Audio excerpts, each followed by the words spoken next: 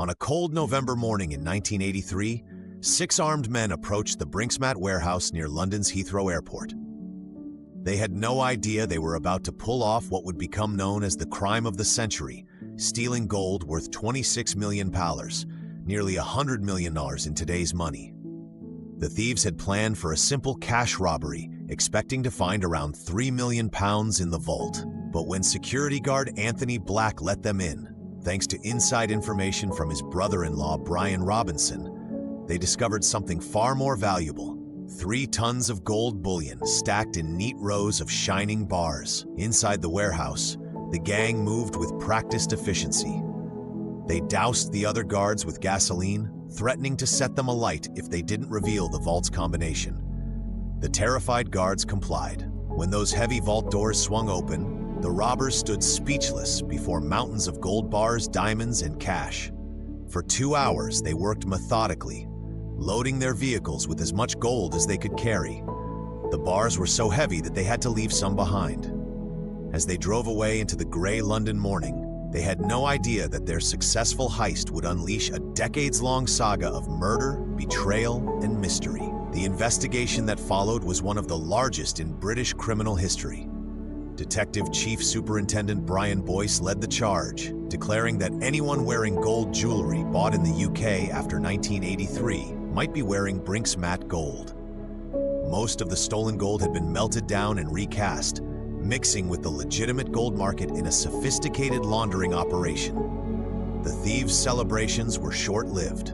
Within months, police arrested several gang members, including Robinson and Mickey McAvoy. But the gold itself seemed to vanish into thin air. As investigators dug deeper, they uncovered a complex web of legitimate businesses and criminal enterprises used to launder the proceeds.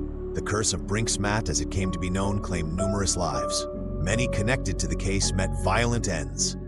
Great train robber Charlie Wilson, suspected of laundering some of the gold, was shot dead in Spain. Gold dealer John Palmer was mysteriously murdered in his garden decades later.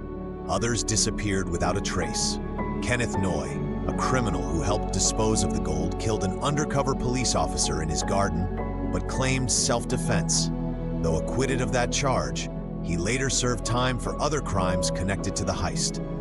The web of violence and retribution seemed endless. To this day, most of the gold has never been recovered. It's said that much of it was melted down and re-entered the legitimate gold market through jewelry stores across the UK.